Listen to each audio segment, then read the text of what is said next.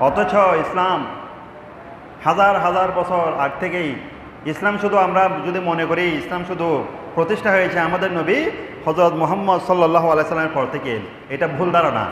ইসলাম তো সেদিন থেকেই আল্লাহ দুনিয়ার মধ্যে প্রতিষ্ঠা করেছেন, যেদিন থেকে দুনিয়ার মধ্যে মানুষ এসেছেন। হজরতে আদম আলাইহিস সালাতু ওয়াস সালাম যেদিন থেকে এসেছেন সেই দিনই দুনিয়ার মধ্যে ইসলাম এসেছেন। উচ্চ আওয়াজ দিয়ে বলুন আলহামদুলিল্লাহ।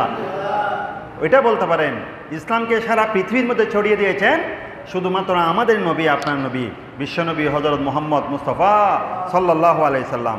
আমাদের নবী সারা পৃথিবীতে ছড়িয়ে দিয়েছেন। অন্যান্য নবীরা ইসলামের মানুষদেরকে হেদায়েত করেছিল, মানুষদেরকে ইসলামের দিকে ডেকেছিল। মনে করেন হযরতে আদম আলাইহিস সালাতু ওয়াস সালাম, ওনার জীবদ্দশাকালীন ওনার যে ছেলে মেয়েরা 120 জোড়া যারা ছেলে মেয়ে ওনারা মুসলমান ছিলেন। মনে করেন হযরত নূহ আলাইহিস সালাম 950 বছর দাওয়াত দিয়ে ওনার উম্মতদের থেকে মাত্র কয়জন? 40 জন পুরুষ 40 জন নারীকে কী করেছেন? মুসলমান বানিয়েছিলেন। এভাবে এক এক নবী সীমিত 10 জন, 15, 20 জন, 100 জন, 200 জন, 1000 এভাবে। কিন্তু সারা পৃথিবীর মধ্যে তারা ইসলাম ছড়িয়ে দিতে পারেন নাই। সারা পৃথিবীর মধ্যে ইসলামকে ছড়িয়ে দিয়েছেন হচ্ছে আমাদের নবী সাল্লাল্লাহু আলাইহি সাল্লাম।